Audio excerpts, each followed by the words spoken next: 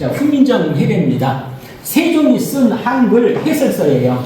거기에 누가 참여했냐면은 집현전학자가 참여했고, 집현전학자들은 많이 있습니다만은 그 중에 신숙주도 하나 대표적인 사람이죠. 신숙주가 보한제지 신숙주 행장, 신숙주 행장이니까 신숙주 개인 문집이에요. 거기서 상감께서 국지어음이 나라의 음운이 이호 중국과 다르니까 아서 순치고 어쩌고저쩌고 해가지고 상감께서 28자를 만들었고, 신숙주 자기가 직접 임금의 재가를 받들었다. 네, 그렇게 말이 나오고 있습니다. 자, 그 다음에 여기에는 훈민정음의 일부를 제가 발췌한 건데, 훈민정음 해례가 어떤 말이 나오냐면 여기 보세요. 무릇 사람의 음성이라는 본래의 오행이 있으니 사실이 내 계절을 말합니다. 사실하고 맞춰보아도 거슬리지 않고, 오음, 우리 학교 다닐 때 궁상각치후 배우셨죠? 그게 오음입니다.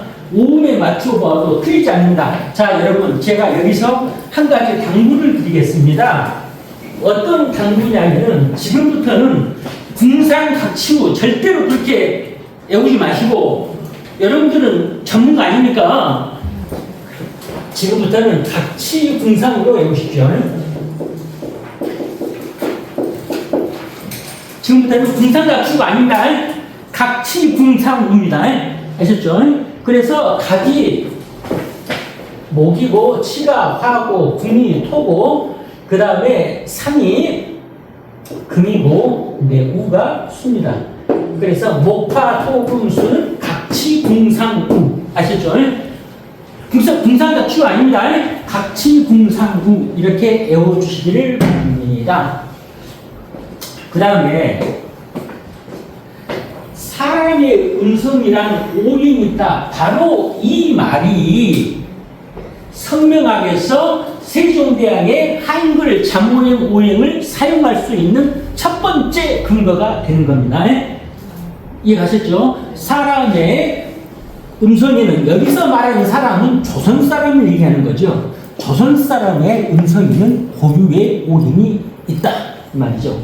그 다음에 여기다가 제가 인용은 안 했지만, 우리는 한글의 자음을 만들 때 조선 사람들이 말을 할 때의 입속 모양을 일일이 상형해서 기역, 니은, 디귿, 니을, 미음, 비읍 이런 장어를 만들었다, 이렇게 되죠.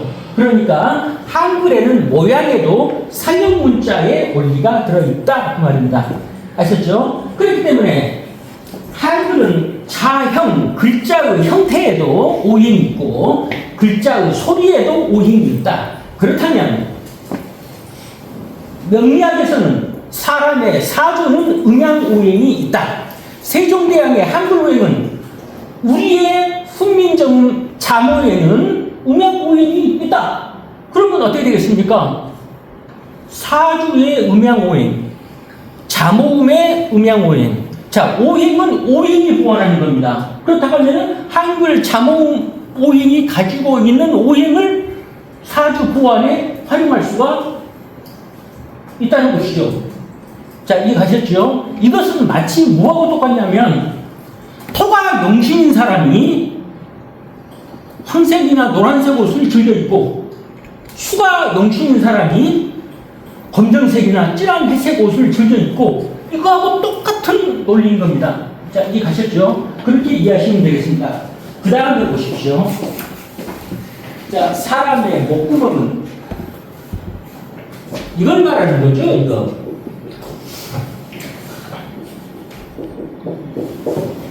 아, 됐다. 네, 이걸 말하는 거죠. 이게 이제 목구멍 숫자입니다. 이제 후궁, 사람의 목구멍. 목구멍은 깊다, 깊이 있죠. 젖어 있다. 건강한 사람은 목구멍 속이 항상 젖어 있어야 되죠. 목구멍이 마른 사람들은 바로 폐병 환자죠. 네, 정상적인 사람은 그렇습니다. 소리는 소리가 비고 물이 맑게 흐르는 것과 같다. 사실로는 겨울철 겨울의 오행은 수죠. 오음으로는 우가 된다. 뭐라고요? 각지, 등상, 우가 뭐라고요? 수다. 이 말입니다. 아셨죠? 그 다음에 이 술은 모나니, 토이다. 이것보다 우리가 이제 저기 뭡니까? 수음이라고 하죠. 이게 이제 입술 순자입니다. 수음이요. 모나니, 토이다. 소리가 머금고 넓은 것은 흑 나와버리죠. 만물을 함축하여 광량과 같다. 사시로는 개하이고 오음으로는 국이다. 각치궁 토 아셨죠? 각치궁상우 각치궁이다. 토다. 그러니까 뭔 말입니까? 저기 뭡니까? 입술에서 나는 소리 미음 비읍 피읍은 오행이 토다 이 말입니다. 자 그러면은 얘기가 이제 후민정음 회례에서 이렇게 얘기를 했으니까 얘기가 끝나는 거고, 혹시 참고로 여러분들 개하가 뭔 줄 아십니까? 개하? 개하가 뭔 줄 아십니까? 일종의 환절기인데 우리가 1년을 사시로 나누면은 춘하 추동이에요. 아시죠? 그런데 1년을 5시 5계절로 나누면 춘하 개하 추동 이렇게 됩니다. 아셨죠? 그러면 그 나누는 기준은 어디에 나오느냐? 그것이 황제의 내경에 나오는데 그거 별거 아니에요. 이렇게 5개가 있으면요, 여기가 대안입니다. 대안. 1월 하순에 대안 있죠. 대안에서 73일, 또 여기서 또 73일, 또 여기서 73일, 이게 73일, 이렇게 가는 게 73일입니다. 73 곱하기 5는 365. 이 가셨죠? 아셨죠? 그러면은 어떻게 되느냐? 봄, 여름, 개야, 가을, 겨울. 이해가셨습니까? 이해가셨죠? 자, 그러니까 개하는 어떤 때를 얘기하냐면요, 여름과 개하의 차이는 뭐냐?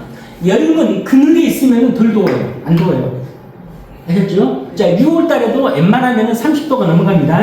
하지만 그늘에 있으면 그렇게 더운 줄 모릅니다. 또 요즘은 너무 더워서 그런데 정상적으로는 열대야가 없습니다. 개하에 들어가면은 그늘에 있든 어디에 있든 덥고 밤이면 더워서 잠을 못 자는 열대야. 그때가 바로 개하다. 이렇게 생각하시면 되겠습니다. 그러다가 개하가 지나고 나면은, 입추가 지나고 나면, 우리나라 요즘 갑자기 아일대가 되다가 좀 돼서 그러는데, 원래는 입추가 지나고 나면은 공기 중에 수분이 쫙 빠지게 돼 있습니다. 공기 중에 수분이 쫙 빠지게 되면은 다시 그늘로 들어가면 시원해지는, 습도가 약해지니까 그런 현상이 생긴다. 그래서 어쨌든 개하는 이런 느낌으로 아시면 되겠다. 그러니까 계절을 5가지로 나누는 방법은 이렇다라고 참고로 아시면 되겠습니다. 자, 각치, 궁상무. 됐습니다. 자, 그 다음에, 후미정을 2번째, 1504년, 우리의 멋쟁이 연산군, 업문 금왕년,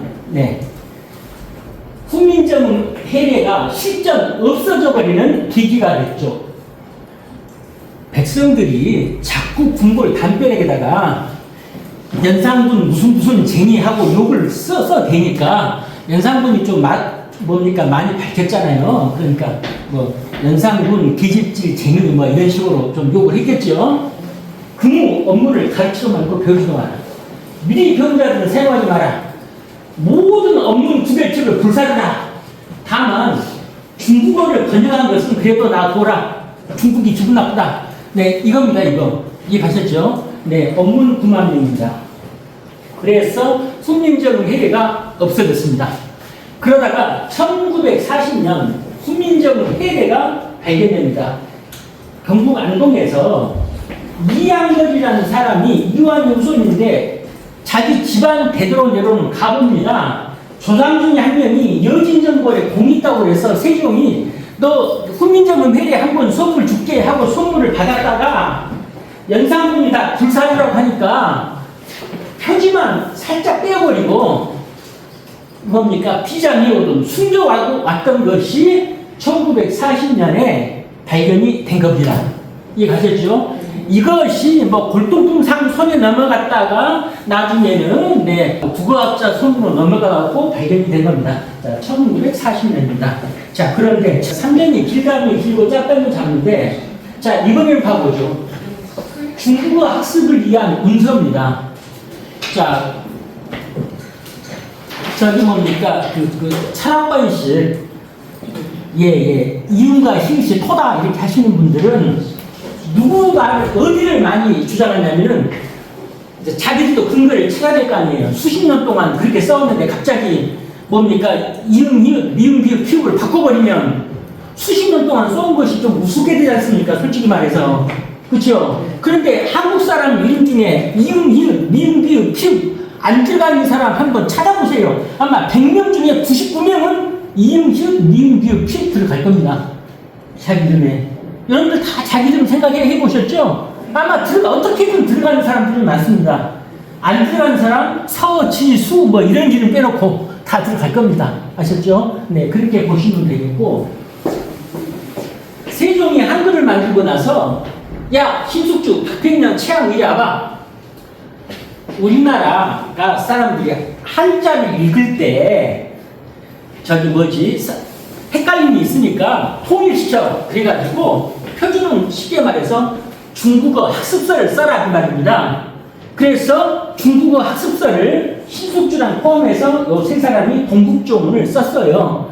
세종이 대단히 만족했습니다. 그런데 동국조문 안에서 이응, 히읗이 토고 미응, 비읍, 피읍이 수라고 적어놨습니다. 훈민정음 해리하고 틀리게. 왜 그랬을까요? 중국어 학습서니까 당연히 중국식으로 오행을 적어놨던 거 아닙니까? 이해 가셨습니까? 중국어 학습서니까 그렇게 이해하시면 되겠고, 그 다음에 신숙주,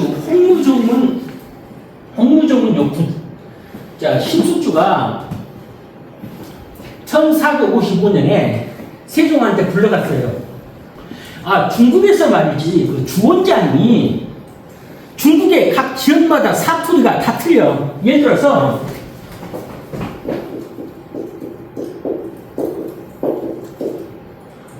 그러니까 중국 발음으로 라오스 선생님인데 이걸 북경에서 라오스라고 얘기하면은 이게 선생님이 되는데 저쪽에 뭡니까? 강남 지역 가서 라오스라고 얘기를 하면은 늙은 로자 뱀사자 늙은 뱀이 돼버리고, 그러니까 말이 통하겠어요? 안 통하겠어요? 안 통하잖아요. 그러니까 각 지역마다 좀 말이 좀 통하게끔 해봐 라고 해서 만들어진 책이 홍무정운이고, 이것을 훈민정음으로 번역을 해보는 것이 홍무정운 역fun이에요. 아셨죠? 거기에서도 이응, 히읗이 토고 미응, 비읍, 피읍이 수라고 돼 있어요. 왜냐? 중국책이 중국어 학습서니까. 아셨죠? 그 다음에 최세진입니다. 사성통이라는 책을 썼어요. 그래가지고 중국식의 36 자모지도를 만들려고 있었습니다. 36 자모지도가 뭐냐면 간단해서 이런 거예요. 우리는 기억년, 디귿, 니은, 미음, 비읍, 아야, 어야 이렇게 하면 되지만 중국 놈들은 그게 없지 않습니까? 한자에. 그쵸? 그래서 우리나라에서 자음, 모음 역할을 해줄 수 있는 한자 36개를 찾은 겁니다. 이 가셨죠? 그래가지고 예를 들어서 자, 이게 백일명이다. 그럼 이걸 중국식으로 발음하면 뭐가 됩니까? 민 이렇게 되잖아요. 그죠? 그럼 여기서 요 미음만 갖다가 요 민은 수고 각지궁상이니까 우입니다. 이런 식으로 갖다 쓴 거 이겁니다. 이거. 네, 사성통에. 그래가지고 36 자모주도 해가지고 36개의 자음 모음 역할을, 그러니까 우리나라의 자모음 역할을 할 36개의 한자를 지정하는 거. 아셨죠?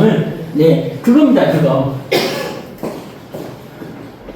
그래서 사성통회가 만들어졌는데 영조 때 신경준이가 훈민정음 운이라는 책을 만들어가지고 이 한자의 36개를 음운도 그림으로 표시를 해서 만들어 놨어요. 왜? 중국어 공부를 좀 쉽게 하라고. 대신에 그러면서도 자기의 모든 지식을 활용을 해서 자기는 훈민정음 해례를 본 적이 없지만 아마 이러이러한 원리로 훈민정음도 만들어질 것이다 라고 자기 추측 말을 쭉 써놨어요.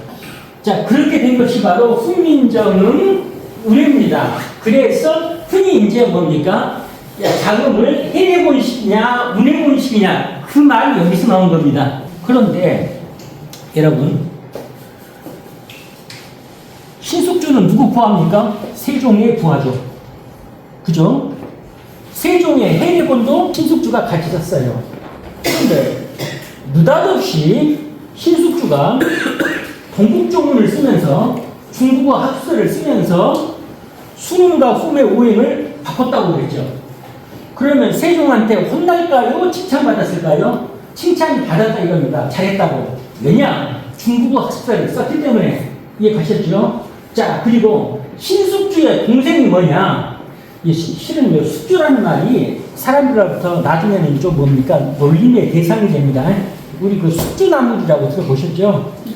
네, 신숙주의 별절을 이제 그 사람들이 비웃으면서 숙주나물이라는 말을 이제 쓰게 된 거죠. 참고로 그렇게 아시면 되겠고, 그 다음에 신숙주의 친동생이 누구냐? 신말주. 네, 신말주의 직속 11대 손이 신경준. 이해하셨습니까? 그러면은 신숙주하고 신경준은요 같은 집안이에요. 그리고 신숙주는 어쨌든 동생의 11대 손이니까 신숙주는 신경준의 조상이 되는 겁니다. 그러면 조상이 만든 훈민정음 해례를 신경준이가 뒤집었다고요? 그건 아닌 거예요. 왜냐? 신경준이도 중국어 학습사를 쌓기 때문에 그런 거예요. 자, 여기까지 가셨죠? 자, 그렇다면 이 훈민정음 운해를 말입니다. 불과 훈민정음 해례보다 3년 앞서서 1937년 조선의학회에서 훈민정음에 대한 학술적 자료가 없다 보니까 훈민정음 운해에서 한글은 이런 식으로 만들어질 것이다라고 유추해서 추측한 내용을 계속해서 조선의학회에서 학회지에 게재하는 사태가 발생이 됐다 이 말입니다. 하지만 훈민정음의 원고는 1940년에 이때 나왔다 이 말이고요. 네, 결론을 내려보죠. 자, 우리나라의 한글 연구의 제1타가 누굽니까? 추경이죠. 2타는요. 누가 뭐래도 최경배 교수입니다. 아시죠? 최경배 교수가 고친 한글가라는 책에서 여기에 우리가 생각할 일이 있으니 신경준이 정인지 무리, 즉 누굽니까? 집현전학자들이죠. 집현전학자의 훈민정음 해례를 보지 못한 일이다. 훈민정음 해례도 안 보고 쉽게 말해서 틀리게 적어놨다 그 말이죠. 그 다음에 또 문제인물 최세진입니다. 아까 최세진의 사성통해에서는 수능과 후음을 중국식으로 해놨죠. 그런데 최세진이 훈몽자예라는 책을 또 썼어요. 훈몽자예는 아이들한테 한자를 훈을 알려줘가지고 빨리빨리 우리가 말해서 한일천, 따지, 거물현, 루항, 한수한, 이자는 동력동, 앞에 동력동 이런 그 한자마다의 뜻 있지 않습니까? 이 최세진의 훈몽자예 때문에 우리한테 어떤 성경 문화가 생기는 줄 아십니까? 어떤 사람 이름이 대성이에요. 큰데 자, 이룰성자. 이럴 뜻은 크게 이루라. 옥견뜻 합해서 말 만드는 문화가 우리나라한테 본격적으로 생긴 겁니다. 훈몽자예 때문에. 이해가셨죠? 이름이 용숙이야. 그럼 말글령, 뽀꾸리형 말글수. 그러면 뽀꾸리가 맞다. 이런 식으로 해석하는 거 말입니다. 그거하고 성경학적 이름 해석법은 다르죠? 그냥 그렇다고 치고요. 최세진이가 훈몽자의 서문에 초성, 종성, 통용, 팔자라는 말 썼는데 뭔 말이냐면은 한글은 기역, 니은, 디귿, 니은, 미음, 비읍, 시읍, 이응을 여기 박이 있으면 이걸 우리가 초성, 이걸 중성, 이걸 중성 이렇게 얘기하거든요. 아셨죠? 그러니까 요 초성하고 중성에 같이 쓸 수 있는 것은 기억년, 디귿, 니을, 미음, 시읒, 이음이다 이 말이에요.